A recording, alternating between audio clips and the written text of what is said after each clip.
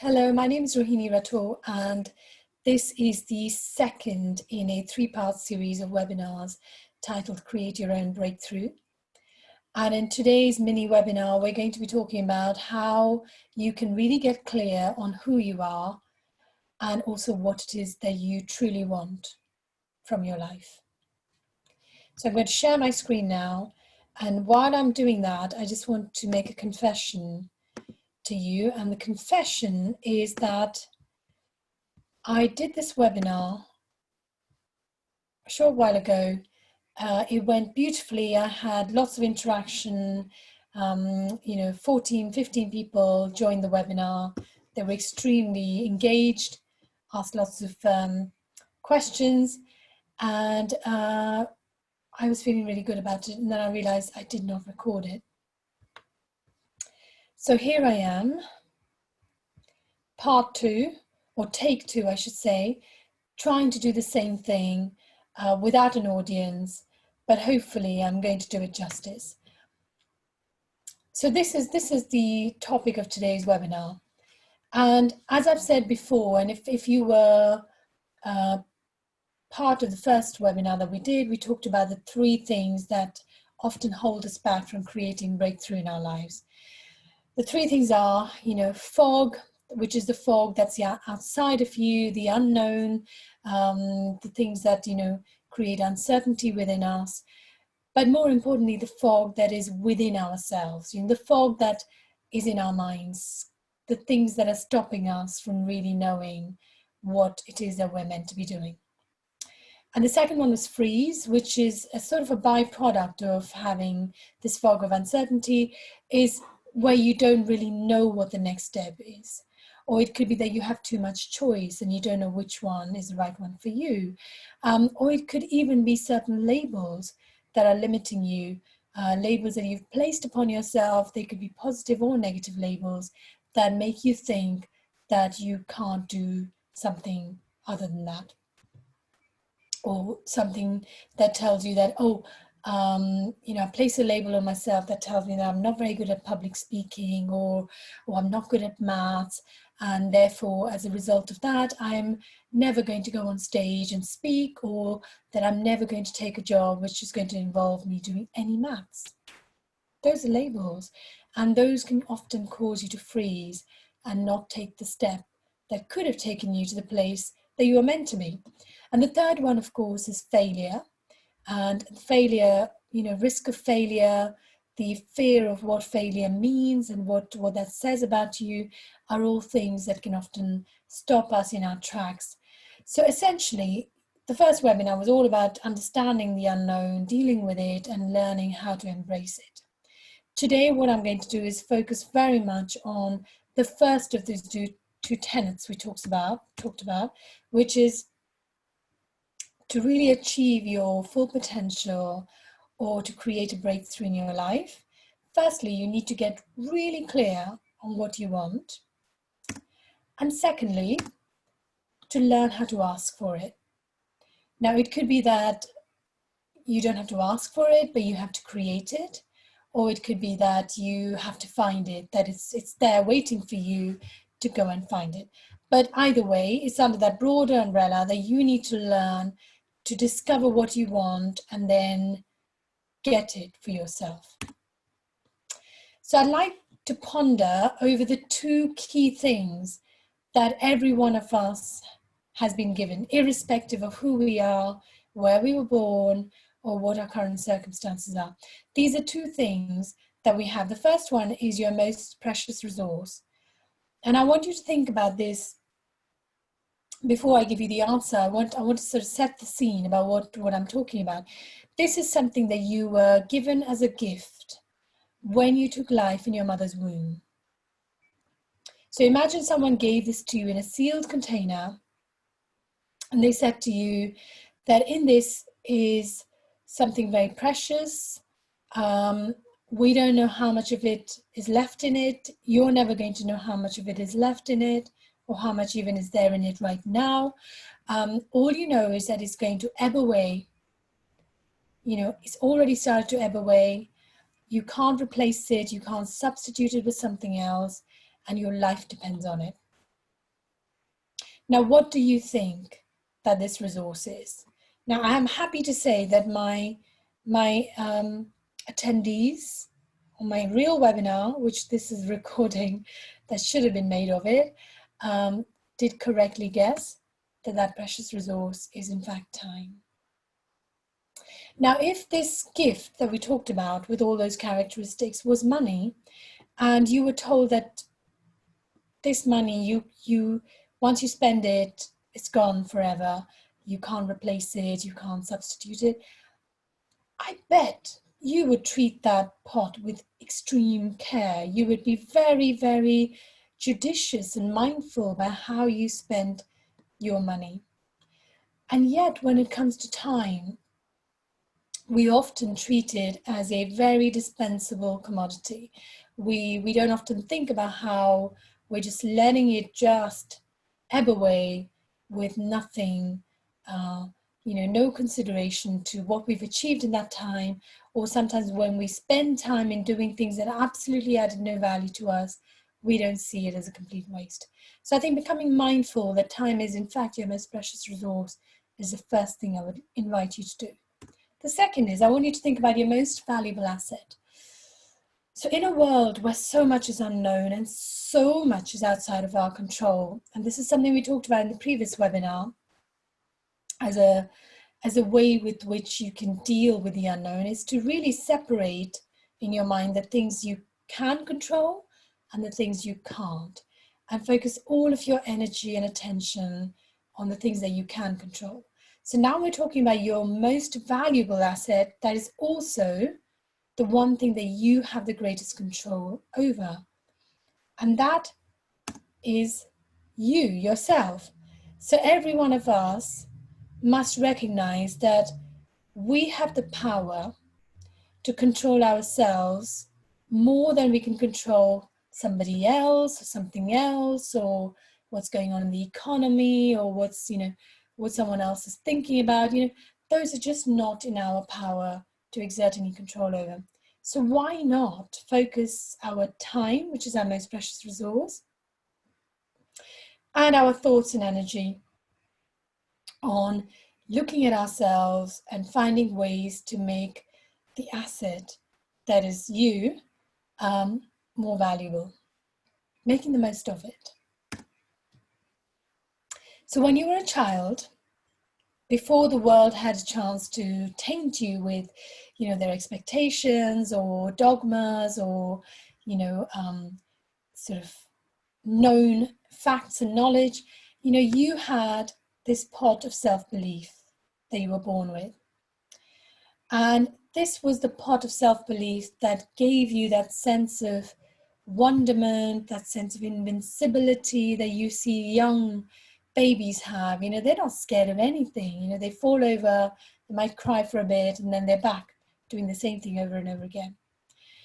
It's that pot of self-belief that we were born with that unfortunately over time sometimes can get depleted. Other people, sometimes well-meaning family members or teachers or mentors, or people can actually poke holes, or even friends sometimes, who in the sort of scheme of things can sometimes be quite unkind, and can end up making us feel less than we really are. What we can do, of course, at the same time, is to build our levels of competence. And this is what going to school is all about. This is what learning from our parents and the people who are in our lives is all about, that we learn new things, we become more competent. And so the combination of self-belief and competence, in my mind, is what confidence is all about. So I see confidence as a product of self-belief and competence. It's not one plus the other, it's one times the other. Now, the reason the times bit is important is that if you had no self-belief, because for whatever reason you had begun to not feel good enough, or the people in your life had over time made you feel that way, your pot of self-belief may be very, very shrunk and very small indeed. And when you multiply any number, however large a number, by something that's almost zero, very small, then you get a small number. Now, on the other hand, if you were someone who had a lot of self-belief, maybe some of it is not even rooted in reality, maybe your parents kind of just bigged you up and said, oh, you're amazing, even though you were clearly not amazing, then you may have very little competence and massive ego and self-belief that is bordering on narcissistic. Now, in that case, again, your confidence is a false confidence. It is not rooted in reality. It is not rooted in you actually knowing stuff that is worth knowing.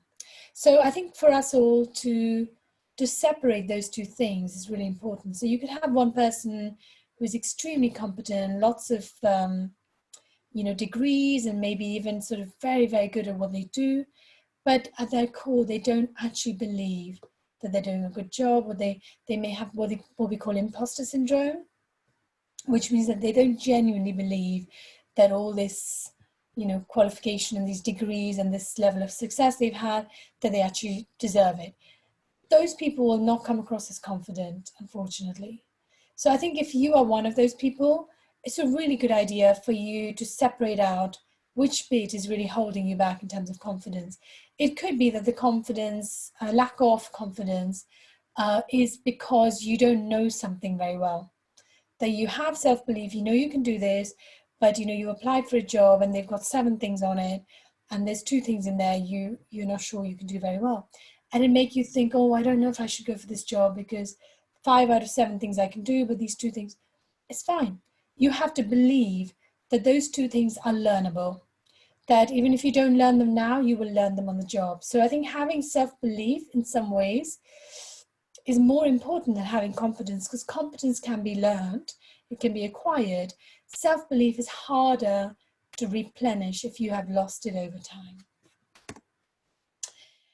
So I want to just explore something that, if you've ever done economics or psychology, you will have come across Maslow's hierarchy of needs. And it's just a simple way to describe why humanity behaves in the way it does. What are the motivations behind why we do certain things? And it's a neat explanation. It certainly remains valid even today. And I would say, for us to be aware that there are some things that obviously take priority, food, warmth, shelter,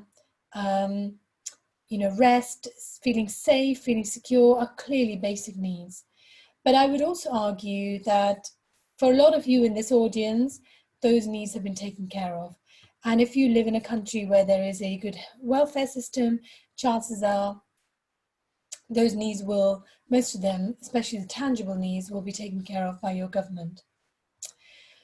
So it's the next bit really that we are probably more concerned about in terms of how we create those for ourselves. So the psychological needs is, a feeling of belonging, feeling that you have someone in your life who cares for you, who you love, who actually would miss you if you weren't around.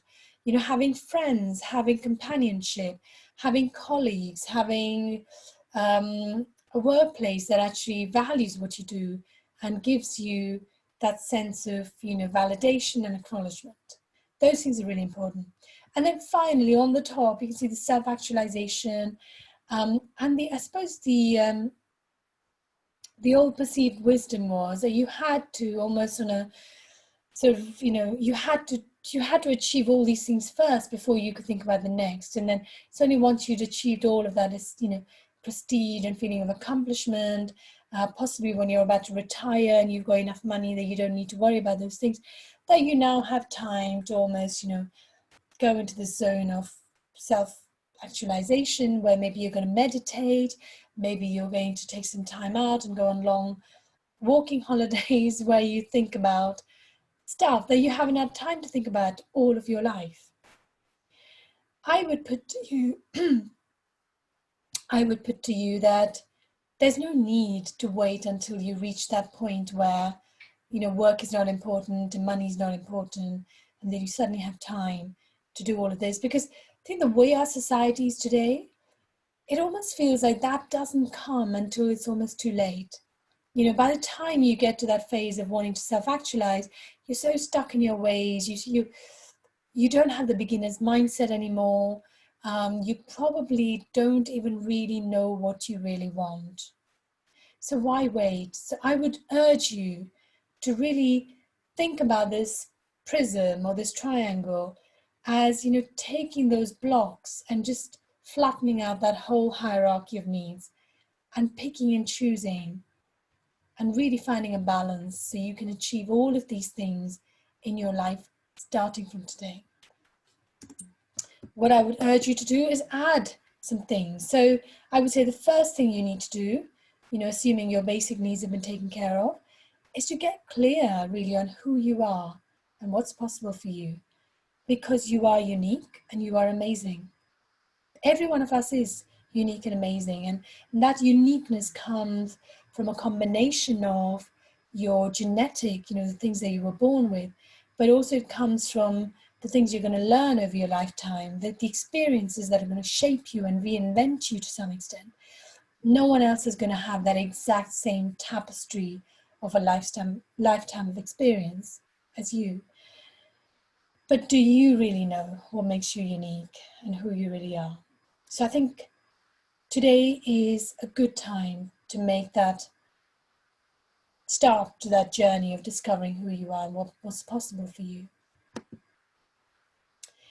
And when you've done that, you're going to get a lot clearer on how you are going to contribute to your employer, to your family, to the community you live in, to the world at large. You know, choice is yours, and how you're going to add value and how you're actually going to make a difference. Because I genuinely believe that, you know, once you've gone past worrying about making enough money to support your basic needs, you know, most people really want to feel that what they're doing makes a difference.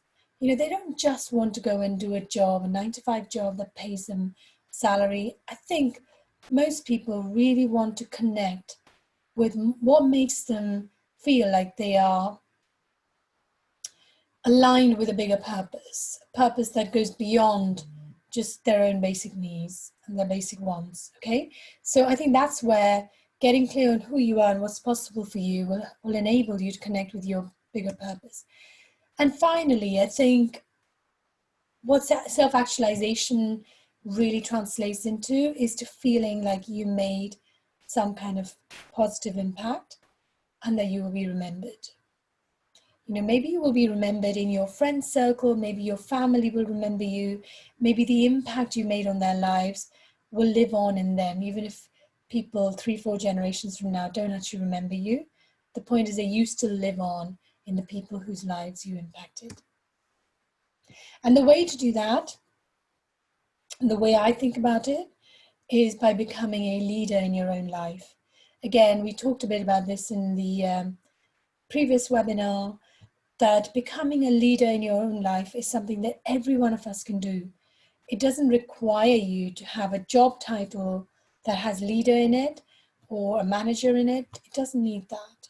You know, it's about taking ownership of your own life's choices and of the decisions that you make and the actions that you take.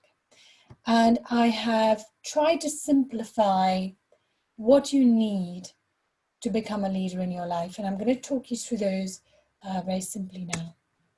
The first C, and this is my 7 C's to becoming a leader in your own life. The first C, and I also see it as the most important of the 7 C's, is clarity. It's clarity of who you are and what you're meant to be doing. So simply put, it's clarity of vision, it's clarity of purpose, and it's clarity of goals towards the life you want to lead. The second is curiosity, and I want to again go back to when you were a child and you were naturally curious. You looked at everything around you with wonderment. You were not afraid. When you started to speak, you were constantly full of questions, to the point it may have driven your parents mad with all the questions you were asking. because you wanted to know, because you realized that there was this wonderful, huge world of things that fascinated you, that you wanted to learn about, and you would do that the best way you could, which is by experimenting, by trying out new things, by asking questions. So to become a leader in your own life, you need to get curious again. There's this saying that, children go into school with question marks and they come out the other end with full stops. And this is a sad truth of our education system, which is very focused on teaching children a prescribed curriculum that has been deemed as the right one. It doesn't matter that it may not have as much relevance to today's world, or, to how this child is going to grow up as a human being. It has been created with a very clear purpose of helping you to achieve certain qualifications, to pass some tests, and actually be ready for employment in the way that the world has decided is best for you. It may be that it's not best for you, and you're going to discover that as you go along. So I think if you are in that place and you're in a job which you don't enjoy, don't worry. There's lots of people who have been in the same position as you. It is completely reversible. But the first thing is you need to get clear on who you are, what you really want, and you need to get curious. The third C is creativity. And creativity to me is a sort of follow on from curiosity. Once you get curious about things, you ask better questions, you want to explore new things, chances are you are going to get more creative, both in the way you look for solutions, the way in which you think, the way even in which you explore the problem, because sometimes the thing that you think is the problem is actually not the problem. So it's quite a good thing to actually just explore what that problem is.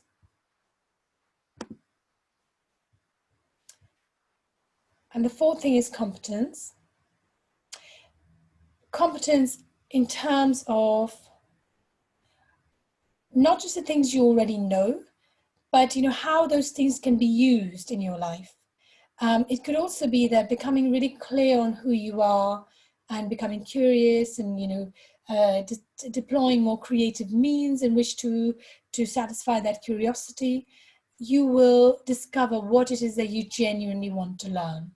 So when you went to school, you were learning the things that you were being told to learn. This way, your competency becomes conscious, it becomes intentional, and it becomes focused towards an outcome that you are very clear in your mind about. These 4 C's I would like you to think about as key to you really getting to know yourself well, or getting to know yourself better than you currently do, and to really understanding what it is that you need to do to achieve the things that are possible for you. The next 3 C's are equally as important, but they're going to take what you've learned about yourself and they're going to enable you to show up in the world in a certain way. So it's going to enable you to make better connections. I mean, connections is such an important part. I mean, what are we missing today in this lockdown phase? We're missing the social connections that we make in real life. So we're replacing those out of necessity by using the internet, by using social media, by picking up the phone and talking to people, by maybe doing video calls. Because those connections are so key to feeding our soul and feeling that we're not alone. But it's also the connection that you can have with yourself. And very often what happens is that we tend to put ourselves last, because it's, unfortunately, society will make you feel that actually looking after your own needs somehow is selfish. That actually your needs don't matter, that you need to be thinking of other people. Now, don't get me wrong, I'm not suggesting that you should suddenly become someone who's obsessed with just yourself and what you need. But I think being connected with who you really are and listening to your inner voice, whether it's You know, some people call it your inner child, some people call it your higher self. There's lots of different names for it, but essentially it's really connecting with the true you that lies within you, and that will be the source of everything that you need to know and then you need to do in this life. Okay, so make those connections, but also connect with other people in a way that is not always transactional. So you're not looking to connect with someone because you want to sell them something. You're connecting because you suddenly feel that this person is going to add to the things you already know. Maybe you're going to add something to their life. You're going to maybe serve them in a way that's going to make their life better. But it's also coming from a place of curiosity where you are genuinely interested in other people. And then there's communication, and how we communicate our message, our story, how we communicate in writing, whether we do it in our verbal communication, but even how we communicate when we're not saying anything at all. You know, whether it's through our body language, through the tone of our voice, through the silences even, you know, are a way in which we communicate what's really going on in our minds. So I think becoming mindful of that and becoming a little bit more aware of how we are coming across is going to change the way you do come across.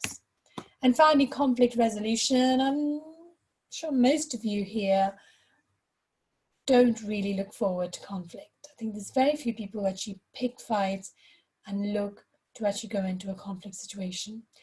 But conflict occurs anytime when two people don't agree on something, or when you have two opposing views trying to achieve, you know, a same objective.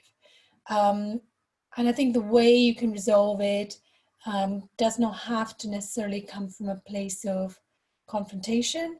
You know, when you have criticism or you have negative feedback or you have a setback or rejection, you know, the way you handle that can really turn a situation around and make it into something far more powerful than you first thought was even possible.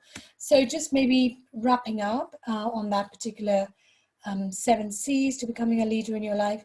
The first 4 C's are who you are and how you see yourself. And the remaining 3 C's are how you show up in life and how the world sees you. For today's purposes, we're going to focus on clarity, which, as I said before, is in many respects at the root of everything we do.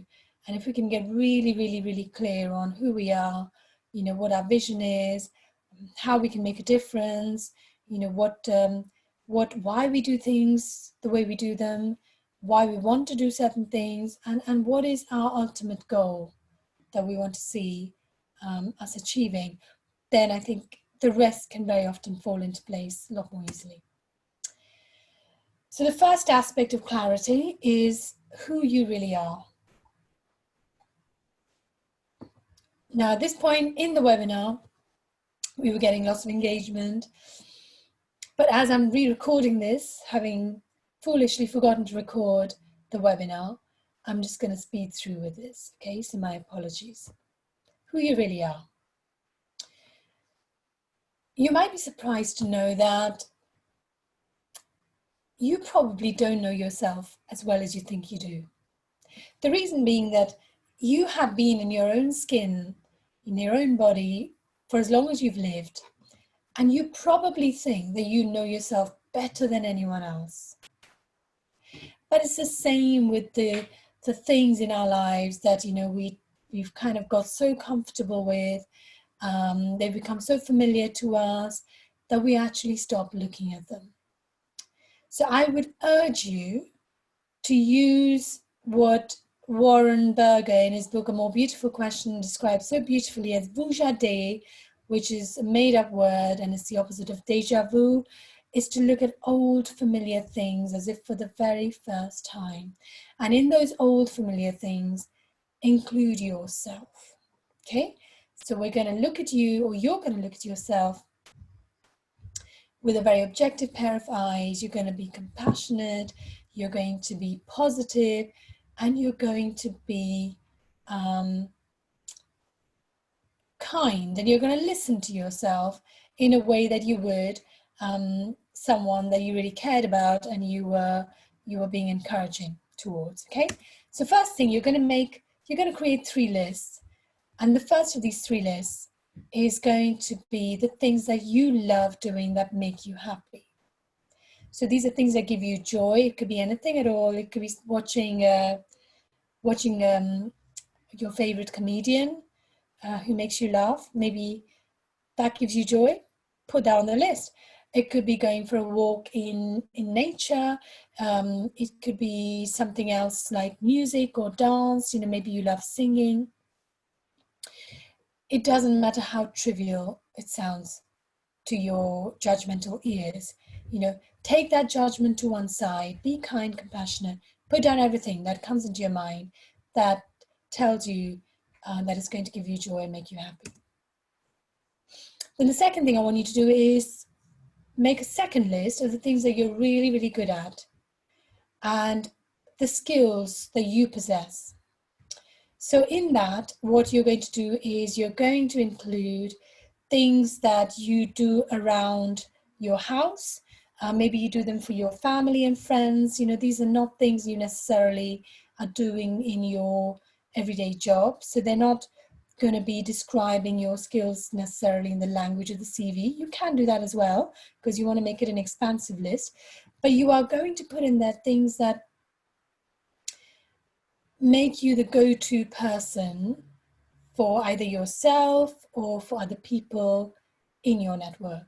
Okay, so it could be that you're good at organizing events, maybe you're good at planning, perhaps you're good with money, perhaps you're very, very good with budgeting, or it could be that you're an excellent cook. I don't know, it could be anything at all. Just put it all in there. I'm sorry, I've got itchy nose, hay fever, I think. And finally, what are your values and your core beliefs? Now, this could be a bit tricky, and sometimes, excuse me, please. Sometimes it could be that you put down in there the values that you think you should have. So very often people will put down, hard work and honesty, maybe integrity, loyalty. Now, don't get me wrong, those are really good values, and we all aspire to have them. But they may not be non-negotiable core beliefs, okay? So for example, if you found that your best friend was economical with the truth, but she maybe told you a white lie because she didn't want to hurt your feelings, maybe she told you your hairstyle, you just got your hair done and she told you your hair looked nice, that she was being kind, but actually it didn't look very nice, or you didn't think it looked nice. It's not a reason for you to not be friends with her anymore. Okay, so what I want you to think about is, what are those values and core beliefs that are so fundamental to you that if somebody did something that offended those values or went completely against them, that you couldn't be friends with them anymore, you couldn't have them in your life, right? So I'll give you 2 ways in which you can do that. One is, I would like you to think about, say, a friendship or a relationship, maybe, a romantic relationship, or it could be a close friend, or it could even be somebody in your team or a former colleague that you really got on well with, and they said or did something that went so against your core beliefs, that hurt you so deeply or shocked you so profoundly that you just could not be friends with them anymore. You couldn't remain in a relationship with them anymore. You couldn't work with them anymore, right? And make a note of what those things were. What was it they did? What was it they said that actually made you feel that way? Because the opposite of that is going to tell you what your core values are. So that's one way of doing it. Another way of doing it is to think about a person, either in your close family or friend circle, or it could be in your working life. It could be someone who's a public figure. It could be a celebrity or a politician or someone else that you don't personally know, but you look up to, and you aspire to be more like, you know? So what is it about them? So make a note of the things that they do, the things that they stand for, that you deeply admire, or even aspire to be like. Because there's a very good chance that it's telling you that you yourself have some of those core values within you, or that you have something in you that wants to blossom and have that particular trait that perhaps you aspire towards. Okay, so that's the 3 lists, and these 3 lists will really help you to connect internally with yourself and get to know yourself. So I'm just quickly in a snapshot showing you what these 3 lists are. I call them your passions for the things that you love doing, competencies for the things you're really good at, and your values that are your non-negotiable beliefs. Now, obviously in this example, I've just given you 5 bullet points. I would say you don't have to stick to just 5. I would say just when you start off, just write as many as you can think of. And then by all means, you can go back and you can make that list a little bit more manageable by maybe just putting some of the ones that fall into a broader umbrella under one, one sort of single bullet point. So for example, if someone says, oh, I love hiking, I love going outdoors, I like going to the mountains, I like being in nature, you could say that all those things may come under a broader umbrella of being outdoors and, physical activity outdoors or something like that, okay?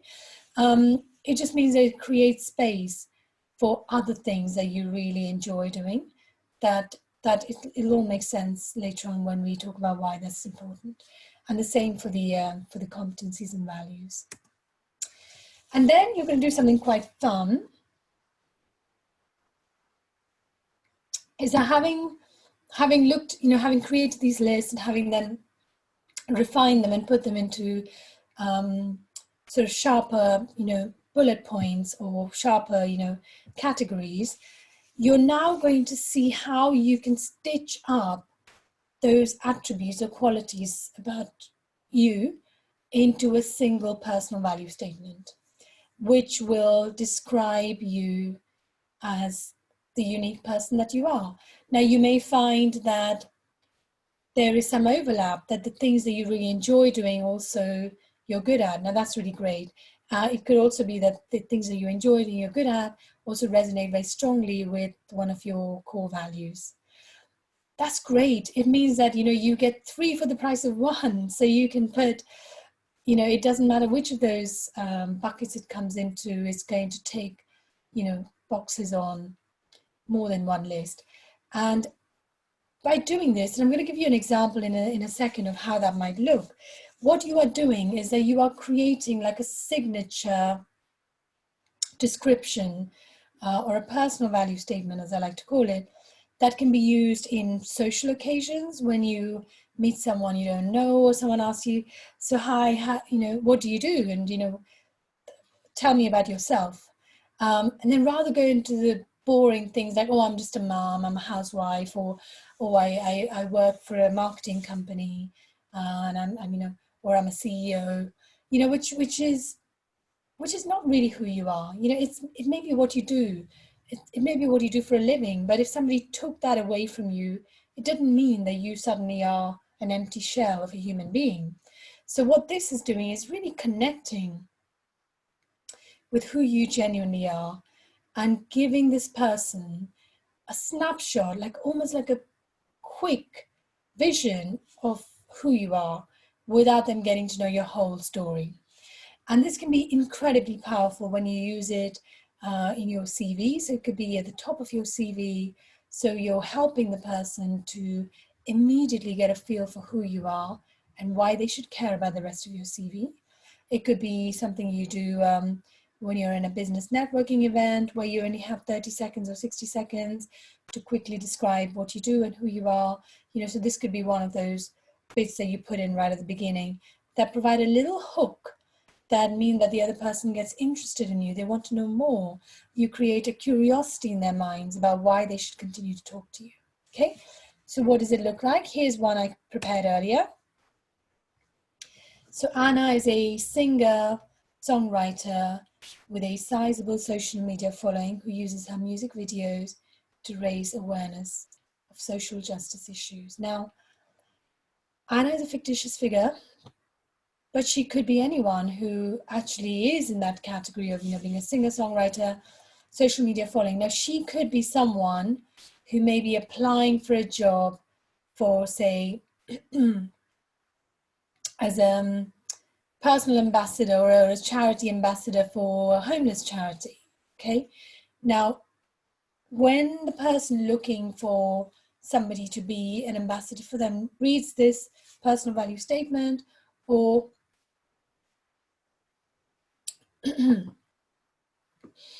or hears Anna being described in such a way, will immediately in their mind's eye see someone who could fit in with their values and what they want to achieve. Okay, so this is something you can have fun with. I would say there is no one perfect personal value statement. You can create multiple personal value statements. You can chop and change them at will.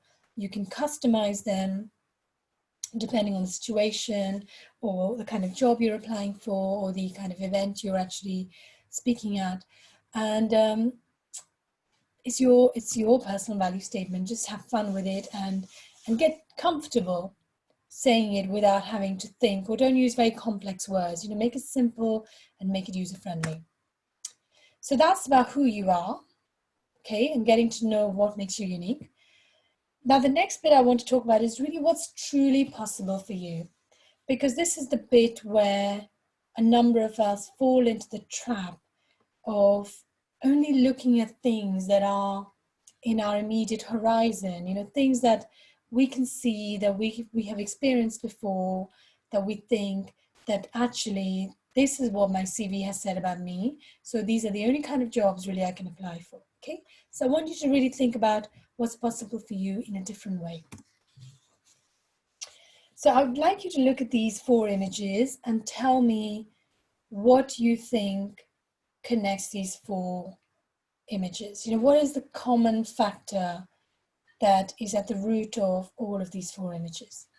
Now, I can tell you that in my actual webinar, where we had people who were responding, a number of people said glass.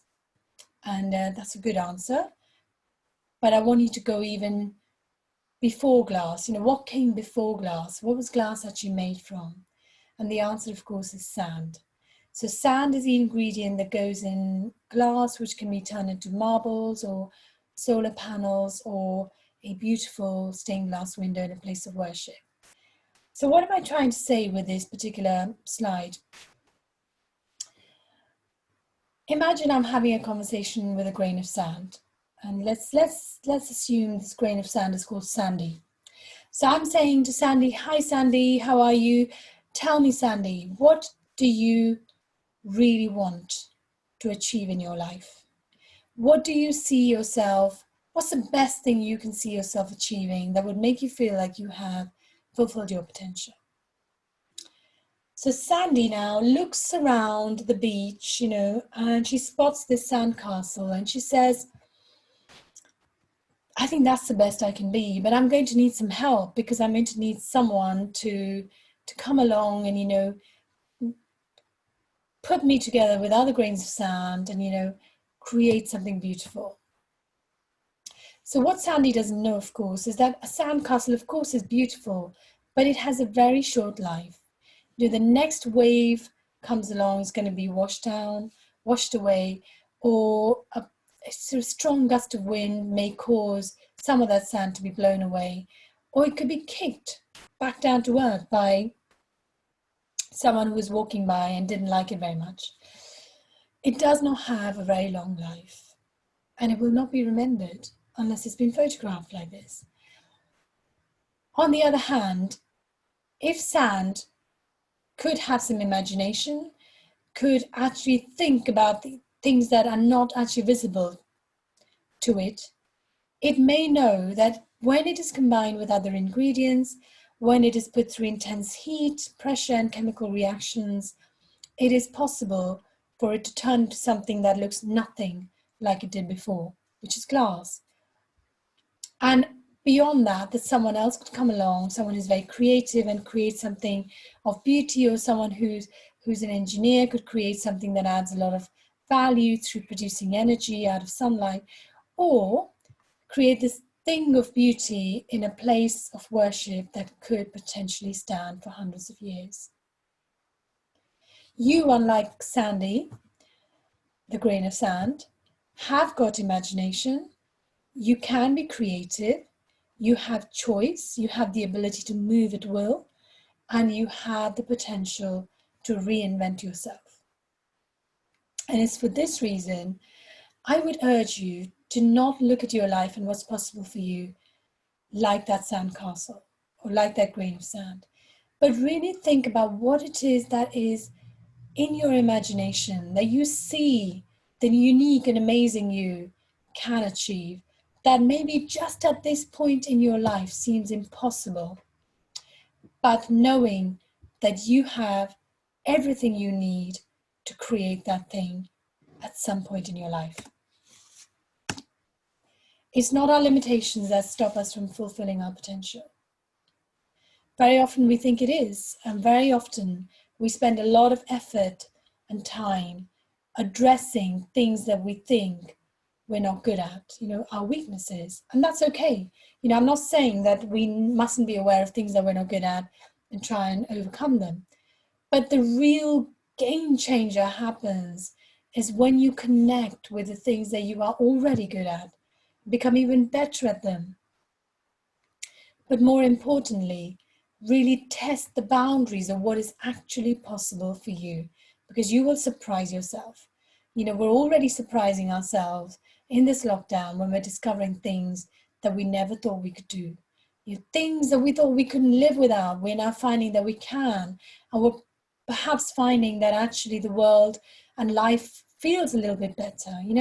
I read today that the river Ganges, Ganga, for the first time in many, many years, the water of the river is now good enough to drink. It's fit for human consumption, when only a few months ago it was not fit enough to bathe in. And that's happened because there is no more pollution. People are not turning up in droves and bathing in it. There isn't the industrial pollution that's flowing through it. Now, this is something that's happened on our planet that we never thought was possible. There's negative things that have happened. There's positive things that are happening around us as nature is healing and it's reclaiming the land that we were so selfishly monopolizing. We can do the same within us. We can actually look to see what have we crowded out within us, because we've been too busy pursuing money, pursuing expectations that we set upon ourselves, has been set upon by the people, when actually the real gem within us has remained hidden. Discover what's truly possible for you. I want you to visualize the life you really want, okay? And don't be limited by the life you currently have. So I want you to think about your life like a house with different rooms. And what I've done is I've put them into some commonly understood buckets. Now you may have slightly different buckets, that's okay. And you are at the center of this, because this is your life. If you're somebody who's single and for whom work is the most important thing in your life, you may find that your life really is all about you and your work, that you have very little time for yourself. The bucket called fun is really, your me time and things you're doing for you. The bucket called friends is when you actually spend time with your friends, your family, your community, etc. Is that how you really want to live? Do you want to be a workaholic and spend, all the hours that God's given you just working? Or do you see a different way to live your life? If this was really a house with different rooms, you might find that the other rooms are very dusty and neglected because you never go in there. So I want you to visualize, what does my life, as I would like it, as I would like to create it, look like? Where there's balance, where I go into work, but I really enjoy it. I feel like I belong. I feel like I'm with like-minded people. I feel like we have a shared purpose and we are creating something bigger than ourselves. But I'm not spending all of my time there. I have time for me. I'm finding moments to create joy. I'm finding moments to learn. I'm finding moments to constantly grow and evolve as a human being. And then I'm finding that I have time to connect with other people who are my friends, who are my family. And when I'm with them, I'm genuinely present. I'm not thinking about my work, or I'm not thinking about something else that may be occupying my mind. I am genuinely there for them, and I'm making the most of my time with them. And finally, I actually even have time to go and do something that has nothing to do with any of my immediate family or friend circle. It has nothing to do with me making money. It has nothing to do with me. It is something that is bigger than all of those things. And I want to do it because I want to make some kind of impact and leave a legacy behind. What does life look like when you actually imagine that all of those things are possible? So I want you to really think that you have already achieved this life, because that's really important. You have to believe that whatever it is you're thinking about is achievable, and it is something that you can create in the next few years. So it's not something you're going to create in 20 years' time, something you can create in the foreseeable future. What does it look like? I'm going to send, if you're interested, please email me. The details are at the end. I will send you a one-page guide on how to visualize your ideal future, which is a huge step forward in creating the life you want. And now you're going to get to some meaty bits where you're actually going to find out what you really, really want. Not just be clear on the things you don't want, but actually the things you want and that are worth putting in effort for. So I would like you to first of all make a list of all your current needs and wants, okay? Make a list. It could go into hundreds or 200 points, I don't care. Once you've done that, then you're going to take some different colored highlighters. And these are my colors, my chosen colors. You don't have to use them. I don't even know if you get purple highlighters, but maybe you do. You can use a different color. So highlight in purple from your long list the things you really can't live without. Okay, so it could be electricity, it could be Wi-Fi, it could be certain items of food, it could be something else. You know, it's your list, and you make a judgment on what are the things you really can't live without. Now, I want to say something to you that you may find that you have to do this exercise a few times, because you may find initially you think that there's something in there you can't live without, and then later on further contemplation, you realize you can live without it. Okay, so this is a moving feat, and I want you to constantly evolve it and get a more refined list. Then you're going to make a list of things that bring you joy. You know, this may be things that resonate with your list of passions. It may help you to discover more things that you could add to the list of passions, things that give you joy, that you want in your life, simply because they make you feel happier. Highlighting things in blue, or, you know, put a blue mark against it, are things that help you to learn or do things for yourself and others better. You know, so again, it may tick off some of the things in your list of competencies. Now, in a funny way, I think Wi-Fi has become not just an essential part of our lives, a basic need, but it's also something that gives us joy, because we can access, you know, all kinds of things that are going to make us laugh, or, you know, be moved. But it's also a great portal for us to learn, just like you are learning now by accessing this on YouTube. And things in green are the things that are in line with your values, you know. So again, you know, you can refer back to your list of core non-negotiable beliefs and values, and it may help you to refine this list. Now, everything else that you can't highlight in any of those colors, you have to put a question mark over and ask yourself, do I really need this in my life? You know, what purpose is it serving? You know, do I really want to be spending money on this? I mean, can I live without it? And I think this whole coronavirus, you know, enforced lockdown, and people having to think, well, are they going to have jobs at the end of this lockdown? Or if they do, you know, what are they going to look like? Is making us really revisit and reconsider what we have and what we are going to want in future, and what are the things we don't need that we can do without. And then the next set of things you're going to put on your aspirational list, or you can call it your bucket list, but I would like it to be, bucket list can sometimes be quite light-hearted, which is fine, and you can certainly include your bucket list in this list of aspirations, but it goes back more fundamentally to this life you have visualized for yourself.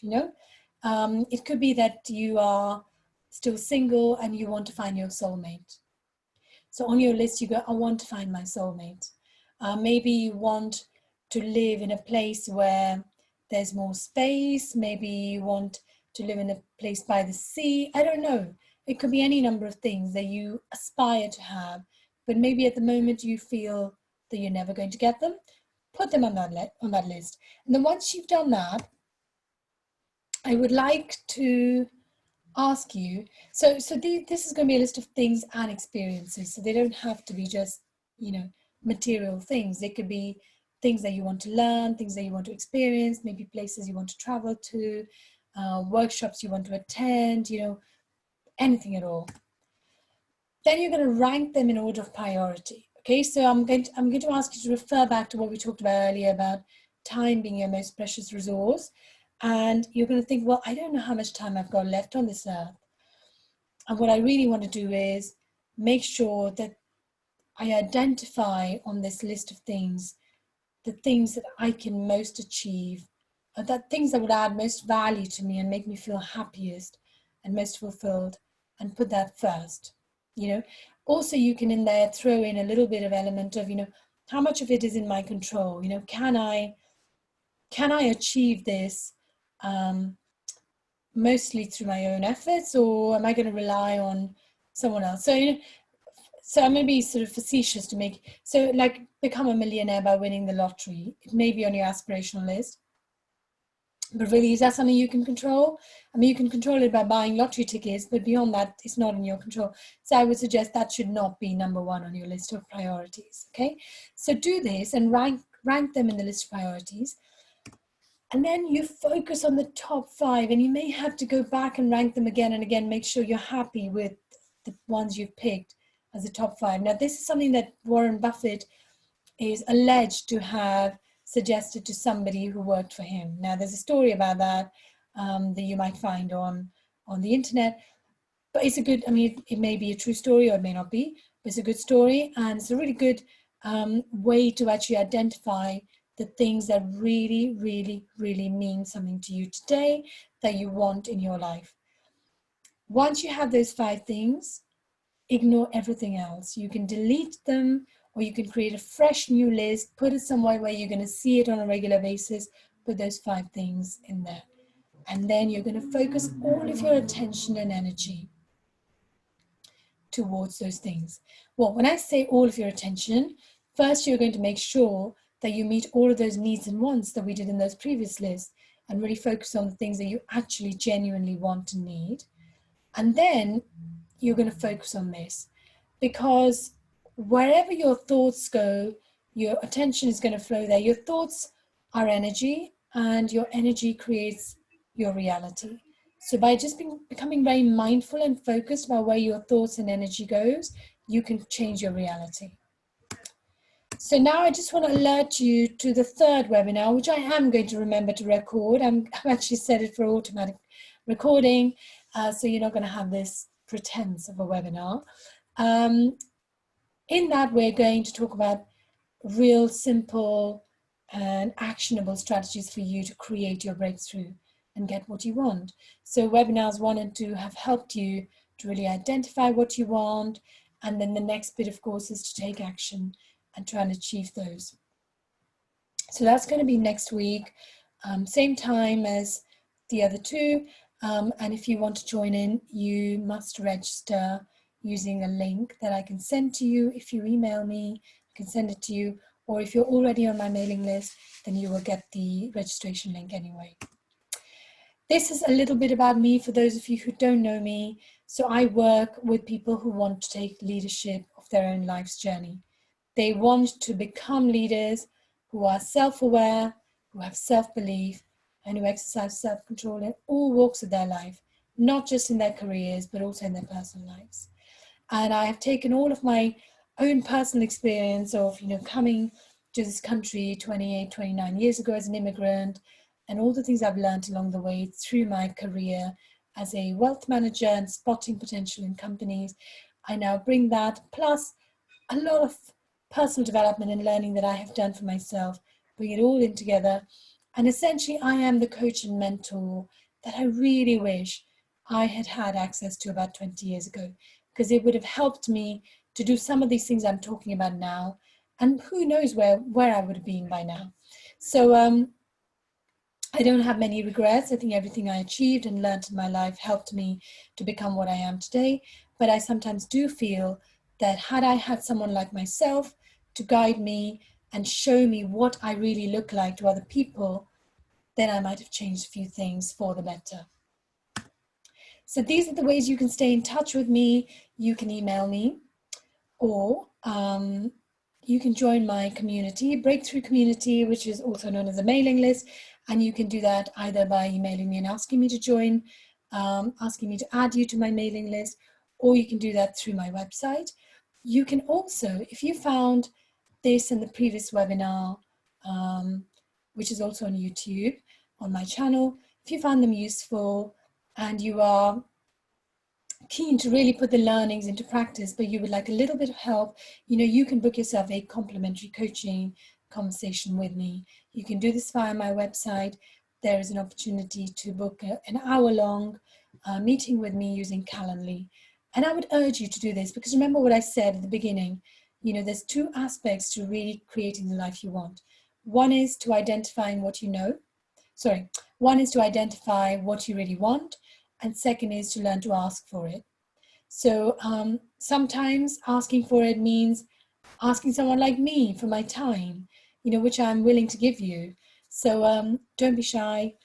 You may find that just that hour-long conversation really takes you forward much more meaningfully than if you were to carry on just working on this by yourself. So that is the end of my presentation. And at this point in the real webinar, I will be pausing to get some insights and some questions. So instead, what I'm going to do is I'm going to ask you to, before you go off and do something else and get on with your life, is to really take a moment to ask yourself, what is the one takeaway you are going to implement in your life as from today? What insights are going to change how you think about yourself and how you think about what's possible for you and how you think about taking the next step forward. So if you could do that, and then I also urge you to watch this recording again so you can genuinely go through some of those exercises in your own time, by pausing and restarting or rewinding. Okay, so I wish you every success. As I said before, you are unique, you are amazing, and you will be surprised at what is genuinely possible for you if you simply take the time to stop and discover yourself and ask that question. Okay, so bye for now. Look after yourself and make sure you stay safe and stay well. And we're all going to get to the other end of this whole lockdown, and the world is going to be in a very different place. And with that, I think we have an opportunity ourselves to be in a different place internally, so we're ready for this new normal that is waiting for us. Bye for now.